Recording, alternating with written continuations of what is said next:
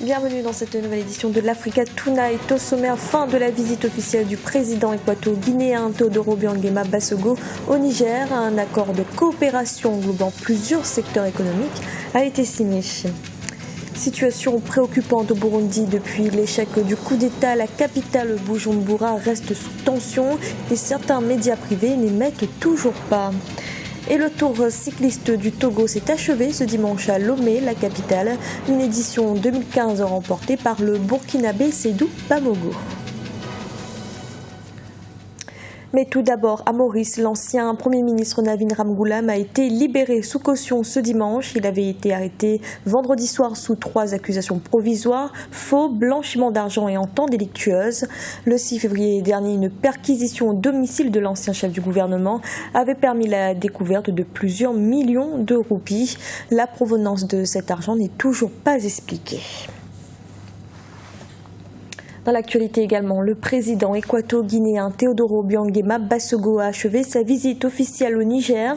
À cette occasion, un accord de coopération a été signé entre les deux pays. Il concerne les secteurs du transport aérien, du commerce et de l'agriculture.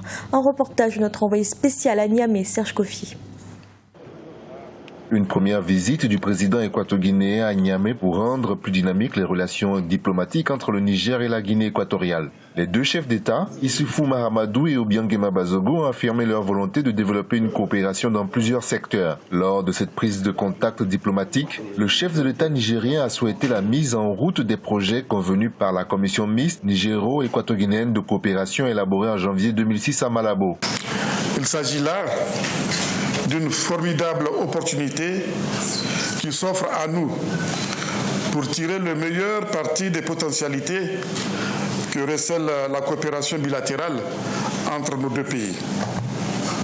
Le Niger est disposé à engager avec vous, Monsieur le Président, une politique de coopération tout azimut pour qu'ensemble, dans un esprit de fraternité et de solidarité agissante, nous puissions porter ce partenariat au niveau qui doit être le sien, c'est-à-dire celui de la réalisation des actions conséquentes pour le bien-être des populations et le développement économique et social de nos deux pays. Les deux gouvernements ont exprimé leur convergence de point de vue sur les enjeux du continent africain.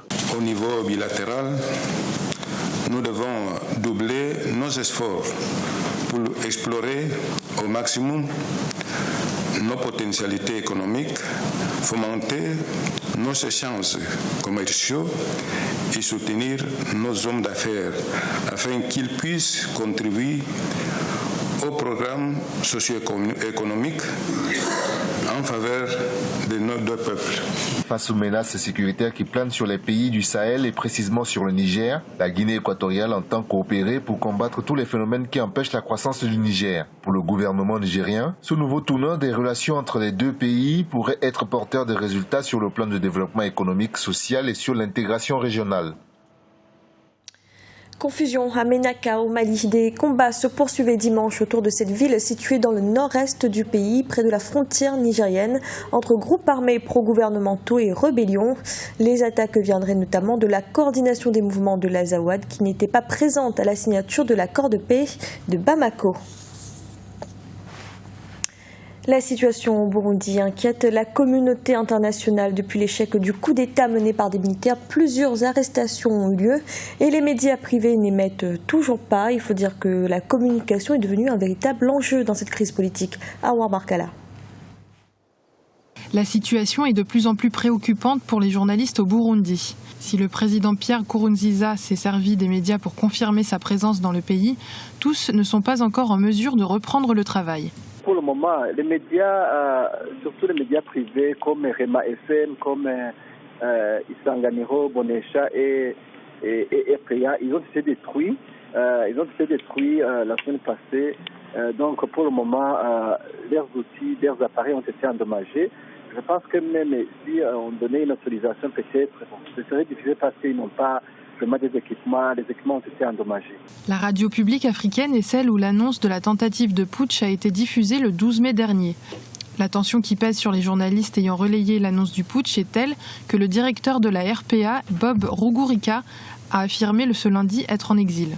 Depuis cette annonce, certains journalistes sont accusés d'être à la solde de l'opposition. Vendredi passé, les organisations de la société civile et certains partis politiques de l'opposition avaient annoncé qu'ils vont reprendre les manifestations à partir de dimanche. Hier, en fait, c'était une trêve qui avait été annoncée par les associations de la société civile qui se trouvent dans ces manifestations.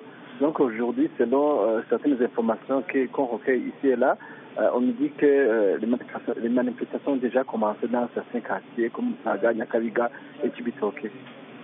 Pour l'heure, les Nations Unies ont fait part de leur inquiétude quant au respect des droits de l'homme dans ce contexte de crise. De son côté, lors de sa première apparition publique depuis la tentative de coup d'État, le président Pierre Nkurunziza a émis l'éventualité d'un report des élections communales et législatives prévues le 26 mai. Le chef de l'État burundais ne s'est toujours pas prononcé quant à la présidentielle de juin prochain. Et sachez que ce lundi, le président Pierre Nkurunziza a procédé à un remaniement de son gouvernement. 3 ministres ont été remplacés. Il s'agit de ceux de la Défense, des Affaires étrangères et du Commerce. En République démocratique du Congo, la société civile du territoire de Béni dans l'est du pays vient de décréter la suspension du paiement de toutes les taxes par la population locale. Une décision afin d'interpeller le gouvernement sur les massacres à répétition causés par les rebelles ougandais qui sévissent dans la région. Une énième mesure puisqu'elle intervient après 4 jours de journée ville morte observée par la population de Béni. Du sport et le Tour cycliste international du Togo qui a pris fin ce dimanche. Parmi les équipes qui sont distinguées, le Burkina Faso, le Mali et la France. C'est d'ailleurs un Burkinabé, Seydou Bamogo, qui remporte cette édition 2015. Emefa Kofi. La joie était au rendez-vous dans le rang des Burkinabés à l'issue de cette 24e édition du Tour cycliste du Togo. Le Burkina Faso a remporté 3 étapes sur 6 en plus du critérium et conserve ainsi le maillot jaune tant convoité par la France, la République démocratique du Congo, le Mali ou encore le Ghana. Mais quelques heures avant la remise officielle des trophées, le plus dur restait encore à faire pour ces cyclistes, usés de ses ultimes forces pour une distance de 48 km en critérium dans la capitale Lomé. Je tire vraiment mon chapeau à tous mes coéquipiers qui n'ont ménagé aucun effort à la réussite de cette étape et également aux différents maillots. Ils ont donné le meilleur d'eux-mêmes. Je suis vraiment fier d'eux, mais ils ne l'ont pas fait pour moi. Ils l'ont fait pour le Burkina entier, les Burkinabés et pour les autorités de la transition qui d'ailleurs, je dédie cette victoire. Hormis le Burkina Faso, le Mali et la France ont aussi remporté des étapes. Le Togo, pays organisateur du Tour cycliste, lui, n'a gagné aucune des 7 étapes. Même au critérium marquant l'apothéose, l'honneur n'a pas été sauvé. Les cyclistes togolais évoquent certaines difficultés. Pour raison de manque de compétition, de l'entraînement, cette année on n'a pas fait la mise au vert. On n'a pas fait des entraînements, on n'a fait que des réchauffements pendant 3 jours. On a entamé le tour. En deuxième position aussi, je peux dire que les matériels n'ont pas été au haut niveau. Ces défaillances relevées, la ministre des Sports et des Loisirs reste tout de même confiante quant à l'avenir du cyclisme togolais. Je suis sûre que nous allons encore mûrir les actions à mener pour accompagner les cyclistes.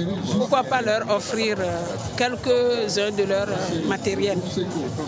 Ça fait plaisir. Malgré tout, ils ont tenu le coup. On va les accompagner. La France bénéficie entre autres du maillot XXL de la montagne. Le Mali est parti avec le maillot de l'élégance. Les 2 pays ont remporté chacun 2 étapes. L'apothéose de la 24e édition du Tour cycliste international du Togo a donc eu lieu ce 17 mai à Lomé. L'étape Azan-Lomé a été finalement annulée par les organisateurs.